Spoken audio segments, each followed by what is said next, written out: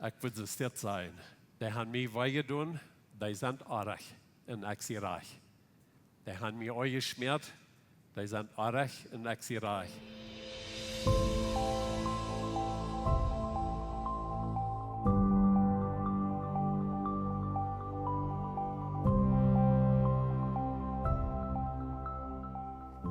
Hilf mal hang up, wenn ihr glauben zu weiten, wenn ich rede von those people. Wie es nicht mit den Fingern da wehen, die sind schnaupig, die sind alle wehen. Wenn du weißt, von wem ich rede von those people, aber die Menschen, ich sage dir, die können rütfadernd sein, die können kritisch sein, die sind kontrollisch, die können hochnäsig sein und die können sehr rückhältig sein. Die Menschen, those people, weiten alles von alles und wollen nicht sehen, jeder Gelegenheit was zu haben, dass jedem einen weiten zu lassen. Wer weiß, von wem ich rede, wenn ich rede von die Menschen, those people. Du kannst ja sein, einen Sturm anrichten und Social Media, die Plüderien verspreiten bei der Arbeit, oder wo der Top gekommen wird. Und du hast nur gehabt, meist jeder Familientreffen als einer von those people, von den Menschen. Das ist meistens eine geistliche Gabe. Wenn du das Freundschaft aller Top bringst, dann hast du einer von den Menschen. Und wenn du sagst, bei uns hast du keiner, dann bist du wahrscheinlich da.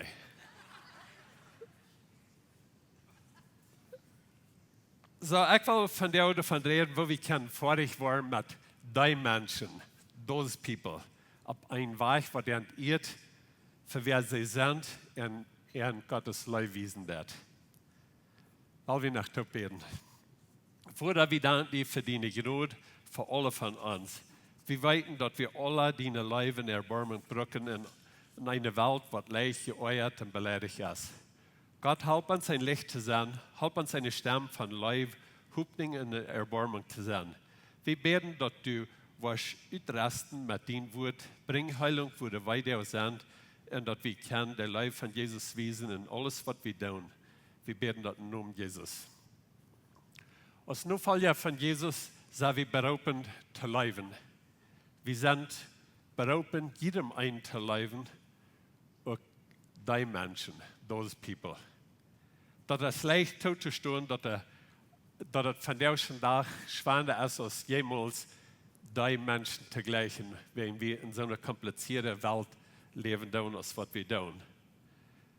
Wenn du dich so fühlst als ich, einmal leicht frustriert, oder äußerlich, oder beleidigt, dann hoffe ich, was Epheser 4, Vers 26 und du so was wieder, hoffe ich, was von der zu unseren Worten reden.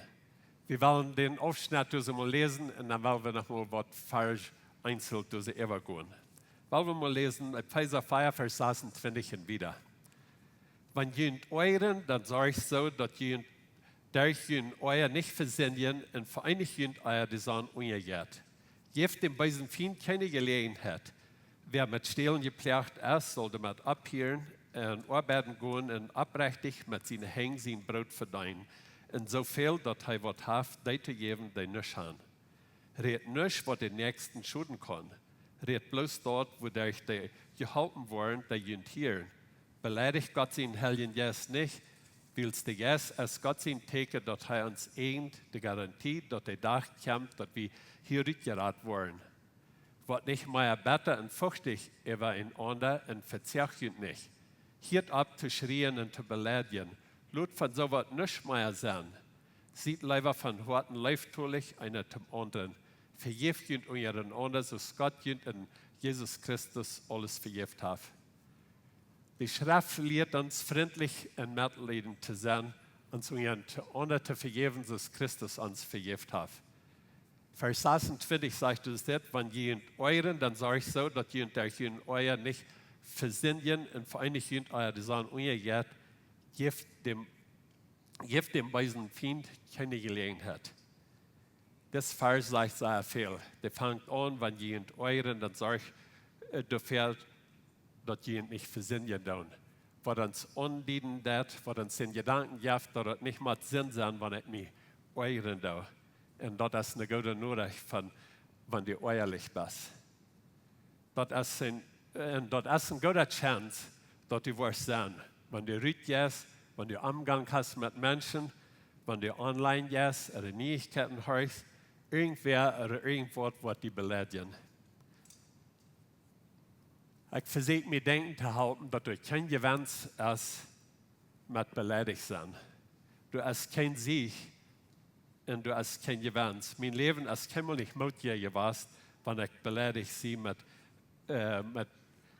over irgendwem, wer wat heeft te mij gezegd. Mijn Eheleven is helemaal niet beter geworden, wanneer ik dal zie over al dat eierrechten in deze wereld. Ik zie helemaal niet dichterbij aan Gott gekomen, wanneer ik rumgehe met een Anvergevenheid te wem, der mij heeft weggedaan in mijn leven. En zo, ik moet eraan denken dat er geen gewens is beleidigd te leven, maar er is een goede kans dat ik word beleidigd worden. Wat dan?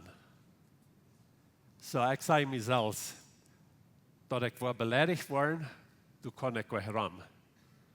Maar beleidigd leven is een woel. Dat we worden beleidigd worden, wat passieren. Ik wil je vielleicht beleidigen. Oder irgendwer oder irgendwas, wat je beleidigen. Je worden hier van jou vielleicht nicht mal vom Parkenrad aufkommen, aber ein Christkind wird mit seinen Foren beleidigen. Beleidigt worden kann wir nicht ram, aber beleidigt leben ist eine wohl, das wird passieren. Und du kannst noch wählen, wo du was antworten von dieser Beleidigung. Das ist vielleicht, was der Apostel Paulus sagt, dass wir sollen abpassen, wenn du in euer lebst und du immer eine Beleidigung erhältst und du wiederholst, die weiß ja, was du wirklich das ist, den Teufel, den Gegner, einen Platz geben in dein Leben. In anderen Worten, wenn du wieder lebst in dein Euer, dann gibst du den Teufel einen Platz in dein Hort, oder du gibst ihm Raum in dein Leben. Ich weiß nicht, was du, aber ich will den Teufel keine Gelegenheit geben, zu irgendwas, was mir wichtig ist in meinem Leben. Ich will nicht, dass mein Euer oder Beleidigung oder was ich denke, was arg ist in dieser Welt, dem Teufel was Raum geben, dort untergreifen, was mir wichtig ist in meinem Leben. Ich will ihm nicht Raum geben, meine Eheleben untergreifen. Ich will den Teufel nicht Raum geben, meine Kinder untergreifen, in ihre Lebensnähe zu kommen und uns hineinbringen. Ich will den Teufel nicht Raum geben, meine Freunde untergreifen, mit was ich leben habe. Ich will ihm nicht Raum geben für meine Kjoakj. Wenn ich in euer Leben, in Habetternissen leben, leicht beleidigt, dann sagt die Schrift, dass du den geistlichen Feind eine Gelegenheit gibst in deinem Leben. So, ich dachte hier so ein bisschen, was der geistliche Feind tut, um uns untergreifen. Wenn wir weiten, der Feind und seine Dämonen, die planen immer Dinge gegen die Christen. Und ich glaube, der Teufel, der braucht von der Schlag wenigstens 3 Dinge, um uns untergreifen. Uneinigkeit. Er probiert Uneinigkeit in die Familie zu bringen und ihr Freunde in die Kirchen. Und das ist von der leichter als jemals verdem. Du darfst bloß mit dir reden von Politikern, noch ein bisschen was von Rassismus, das sie nennen, noch irgendeine andere jäftige Idee, ein bisschen von Impfen, ein bisschen von Maskersbrücken. Und verlang, dann ist ein Missverständnis, was Freundschaften einbringt, in Familien hier und mit einander zu vertrauen. Das kann Ehesüten einbringen und das kann Kjoakj spielen. Wenn man Christen sich einig sind, dann geht er nicht abzuholen. Aber wenn sie uneinig sind, dann sind sie schwach und merken keinen Unterschied. Zweitens, die Teufel, die probiert die Christen aufzulenken von ihrer Mission. Ich glaube, die Teufel versucht die Christen aufzulenken, wie weit nicht unsere Mission der ist, das Evangelium wiederbringen. Und er merkt uns diskutieren von was der arg ist in unserer Kultur, was der arg ist mit Geschäften, wo die Geschäfte treiben tun. Und über irgendeinen Sinn, was wir überall sind.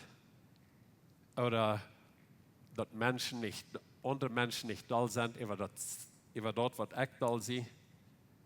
Er versucht uns auflenken. Wenn er uns nicht kann auflenken mit das, dann versucht er uns aufzulenken an Instagram, mit uns untereinander zu vergleichen, sich streiten über was nicht anhält, Videos rumschicken von scharfen Meinungen. Kann je irgend so was?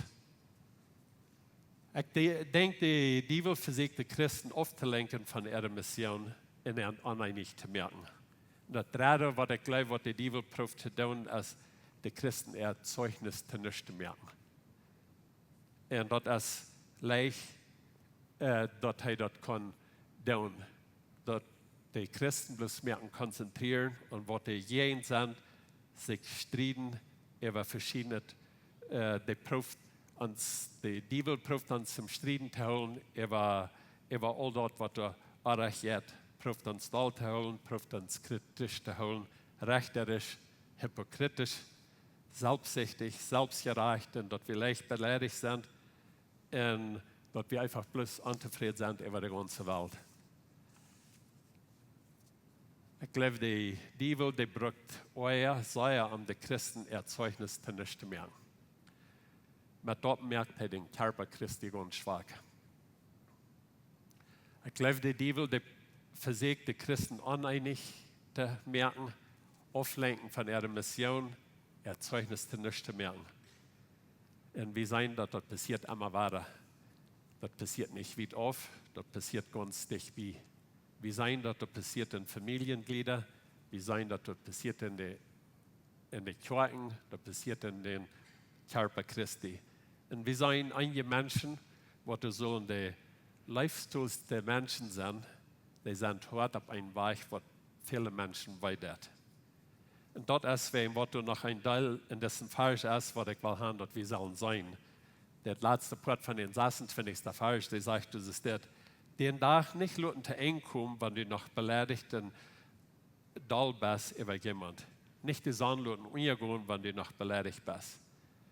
Und andere wird, was sehr kraftvoll ist, den Tag, wo du was tun, soll auch der Tag sein, wo du an Heilung arbeiten lässt.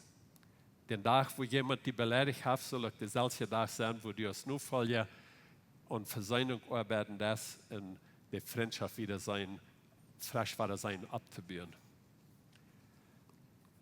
Da wären das Lied, die früh, die hat sich auch genommen, wenn sie sich schon befreit haben, sie würden nicht schlucken, was sie Dinge hatten durchgeredet. Und sie vertrauen, dass sie einen Sonntagnachmittag haben sie in der Nordstreet umgesagt und dass wir mit Kjoakj, sie sehen, sie haben nicht geschlucken, was Donnerstag. Dann Luther sehen sie, dass wir ein bisschen übertrieben.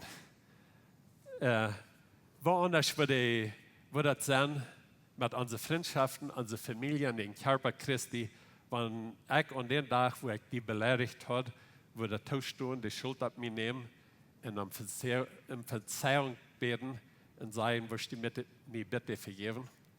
Oder den Tag, wo du mich beleidigt hast, dass ich die Gnade habe, die zu vergeben, so sag ich so viel mal vergib sie. Oder den Tag, wo wir ein Missverständnis oder ein Disagreement oder uns haben weitergetan, wie bad würden sein, aber wir das gehen lassen. Woanders gleich die würde die Welt sein, wenn wir würden den selben Tag, wo wir uns haben weitergetan, wie als Notfall Jesu würden, Versöhnung, Heilung arbeiten. Leute ist auch nicht umgehen, wenn du noch ehrlich bist, wenn du wirst den Feind nicht eine Gelegenheit geben in dein Leben, zum Uneinigkeit merken, die Auflenken von deiner Mission in den Zeugnis nicht zu merken. Weil wir das nochmal wieder lesen, der 29. Vers. Red nicht, was den Nächsten schuden kann. Red bloß dort, wo die geholfen worden, die hören. Wo das immer dort. Red nicht, was den Nächsten schuden kann. Nicht den Nächsten clean reden, nicht den Nächsten kritisieren, nicht plündern, nicht Nomes nahen, nicht eine Gruppe von Dampfkaps nahen. Lass nicht unter den Müll kommen, bitte dort, was halbrig ist, zum Abbühen, oder was der unter zum Sehen ist. Ich will Ihnen ein paar Ideen geben, wie wir haben probiert zu leben in unserer Ehe, unserer Familie, mit den Gruppen, kleinen Gruppen, wo wir mit taub sind, auch mit den Menschen, wo wir nicht so gut mit kommen. Ich will Ihnen 5 Ideen geben, was ich denke, was der halbrig sind, am Freundschaften, dass nicht schlechte Dinge aus ans Müll kommen. Wir wollen nicht Nomes nennen. Da ist keine Notwendigkeit, andere mit Nomes zu benennen. Zweitens, können wir nicht lüd wollen. Keiner ist jemals geändert, wenn wir ab ihnen schrien. Menschen wollen geändert, wenn du leiftülich mit ihnen reden lässt. Können wir nicht historisch wollen. Wir wollen nicht trägen in Tiet und sein, denkt ihr dort noch? Weißt du noch, was du dann dort deitst und dann nach dort? Können wir nicht Nomes nennen, können wir nicht lüd wollen, können wir nicht historisch wollen. Und können wir nicht nienig sein, oder Emma. Wenn wir sagen, du das Emma dort, du das nienig dort, dort ist es dort, und wenn wir dort brücken, dann dort ist es sehr halbvoll. Und 5.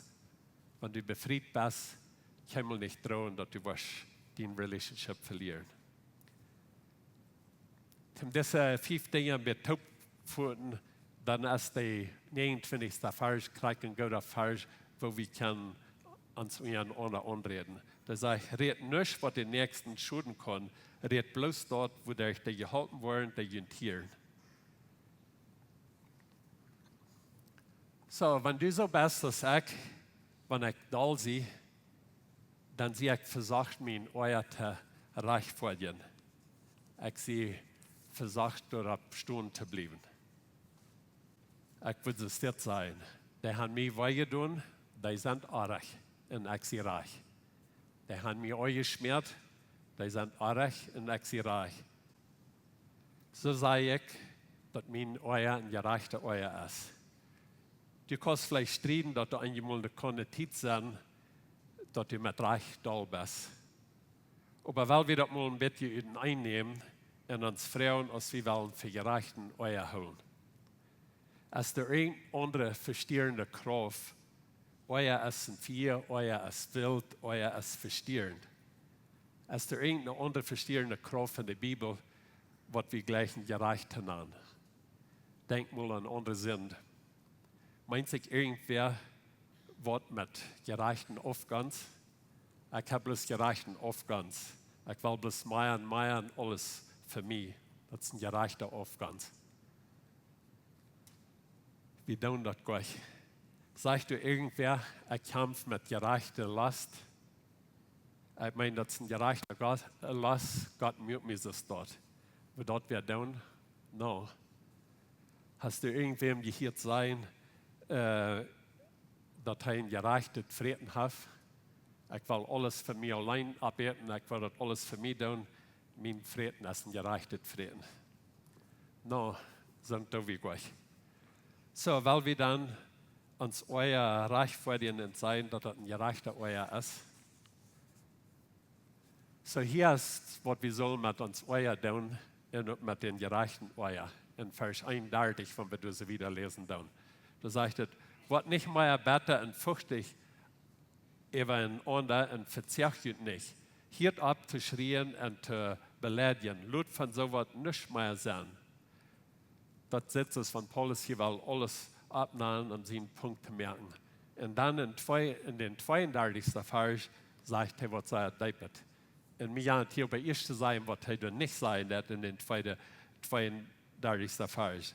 Er sagt nicht, dass wir sollen Beruf sein, über uns moralische besser sein von anderen. Er sagt nicht, sieht kritisch über jemand, der unterstänken, der das sagt. Er sagt nicht, handelt hart mit den Menschen, those people. Aber was er sagt, der 32. Vers, sieht lieber von harten leiftülich einer zum anderen, verjäften euren anderen, so Gott in Jesus Christus alles verjäft hat. Kannst du dit ein bisschen ansenken lassen für einen Moment? Wo soll wir sein? Wir sollen nicht euer haben und all die verschiedenen Dinge, was da abgenannt wird. Dann sagt er, in der Stadt soll wir freundlich sein, Mitleid haben und vergeben sein. So, ich frage mich, wo wir können freundlich sein und Mitleid haben und vergeben sein. Und der Antwort ist, wir müssen dicht bei der Person sein. Das ist meist allmählich leiftulich zu sein, wenn eine Person weit auf ist. Das hält nicht viel, wenn ich sage, ich glaube die, was dort ganz hinsetzt. Ich habe Erbarmen über die. Ich habe Mitleid mit über die. Ich vergebe die, aber ich will nicht dicht bei die sein. Du musst wirklich dicht bei sein, um eine Person live beweisen. Ein von der herausfordernden Dinge von der auch für unsere Kirchen ist, dass es leicht ist, die Wahrheit von weit auf rüberzurufen. Hier ist, wo wir arg sind und hier ist, wo wir reich sind. Und ich will einen Unterschied merken. Das ist leicht, die Wahrheit von weit auf zu rufen, aber das braucht Zeit, um von dich zu bleiben. Das hilft nicht, von weit auf die Wahrheit schreien und ehrlich sein, aber das hilft sehr viel, das sehr effektiv, langsam sein zum Reden, schwind sein zum Horchen, langsam sein zum ehrlich werden. Wenn jemand in die Welt ankommt, um weiter zu verstehen, um Furcht zu verstehen, um Erbarmen haben, wenn der anders denken, muss wie dich bei sein. Und es steht bloß, wollen reich sein, so wie an Gott seine Leib bewiesen. Wie sei wir nicht später aus dort, komm dich bei. Wann ist das letzte Mal, was du jemand gehört hast, der viel anders denkt, dass du und gleich den danach, wie schleiftulich zu denen. Sie leibend und erbarmend. Das ist leicht von weit auf, die Wahrheit zu schreien, aber das nimmt Zeit, das braucht Arbeit, das braucht Anstrengung, um jemand von dich zu leben. So denk drüber. Ich habe einen Freund, der ist ein von den Menschen, those people. Der ist so sehr es dort. Er ist immer reich, ich meine von alles. Er ist reich, wo Kjoakj soll tun wollen, was von der Theologie wir sollen haben. Er weiß, wo all die anderen Kjoakjen arg sind. Er weiß, wo ich arg bin. Er weiß, wo jeder einer sein Geld soll spenden. Alle anderen sind so eine Dampfkaps, bitte hey. Er ist reich, wo jeder einer soll seine Kinder abtragen. Er weiß, was die Regierung errichtet. Er weiß die Wahrheit von Covid. Er weiß, von wo die Wahrheit herkommt. Er hört nicht der Reich der Doktors. Der hört nicht der Reich der Regierungsmänner. Der ist bloß einfach so reich. Und einige von ihnen sagen, wir machen den Salzchen Freund haben. Die kannst du noch. Ein Tag dachte ich so, ich würde noch mal gleich zu sein, was für ein Verreich ich hatte, mit den klügsten Personen auf der Welt Freund zu sein. Einer von den 8 Billionen Menschen auf der Welt, der wird der klügste Mann, und dass ich ein Freund sein konnte. Dann wundert ich, dass ich damit beleidigen würde. Aber der würde das nicht mal anwollen, dass ich von ihm rede. Er hört das, der schmiss das und denkt, jo, Jan unter Dammkopf. Er hat keine Idee, dass er ein von den Menschen ist. Er ist ganz total ein von den Menschen, those people. Und er hat keine Idee.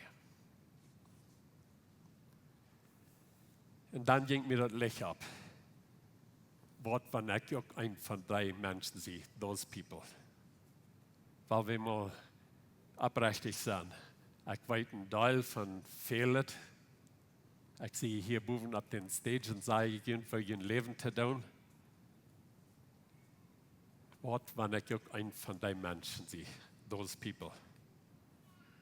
en wat, wanneer du ook een van die Menschen bist. Wenn wir abrechtig sind, dann kann ich Ihnen garantieren, dass du mit Selbstgerechtigkeit in jedem einen von uns hast. Und deswegen ist es wichtig, dass wir ein gefährliches Gebet, ein demütiges Gebet, ein Gott-ehrendes Gebet beten, was wir in Psalm 139, Vers 23 und 24 finden. Du sagst, es ist das. Gott sei einmal, wo das mit mir steht, und ihr seht mein Hort, prüft mich aus und sei, wo ich das meine. Und sei einmal, ob ich auf dem weisen Weg sehe, und lad mich auf den ewigen Weg.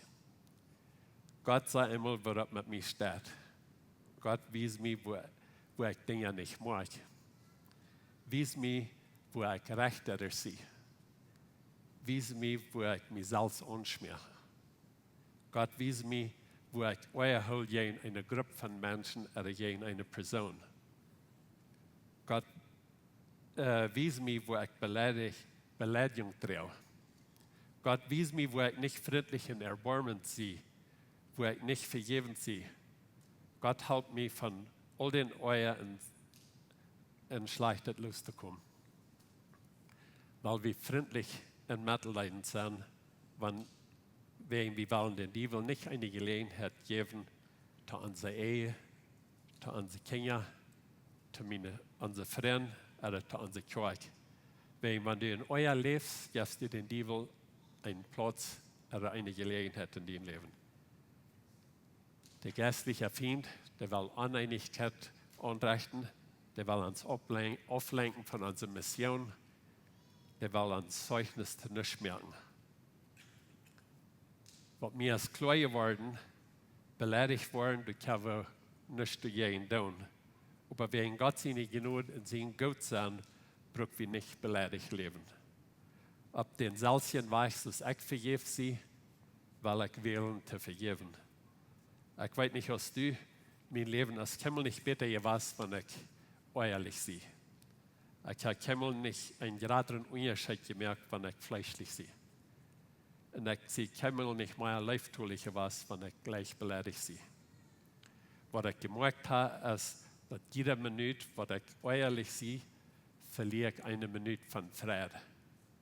Jede Minute, was ich ehrlich sehe, verliere ich eine Minute von Frieden. Jede Minute, was ich ehrlich sehe, verliere ich eine Minute, wo ich jemand sein Leben einen Unterschied merken. Und das ist, wenn was ich weit beleidigt worden, kann ich rum, da wird passieren. Aber beleidigt leben ist eine Entscheidung. Und die Schrift sagt uns das, wenn du ehrlich warst, geh nicht schlupen, weil wir für Gott bringen, weil wir mit dort handeln.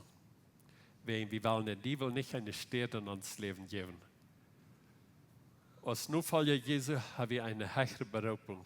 Wir wollen nicht bloß von weit auf die Wahrheit predigen, wir wollen in den Menschen ihre Lebens kommen. Wir wollen ihr leben, wir wollen Dinge mit ihr durcharbeiten. Und weißt du, was wir dort tun können? Wir wollen leibtulich sein, wir wollen erbarmend sein. Wir wollen andere vergeben, dass Jesus uns verkauft. Wenn wir dort können, dann können wir den Teufel Büten holen und den Jesus in uns holen und einen Unterschied merken. In der düsteren Welt, die fehlt nicht Kjoakj von Beleidich. Wir wollen nicht Leuten draufreden, wie dit uns Müll Leuten kommen, aber bloß dort, was halbrig ist und abdührend ist. Wir sind nicht hier, um einen Punkt zu merken, aber wir sind hier, um einen Unterschied zu merken.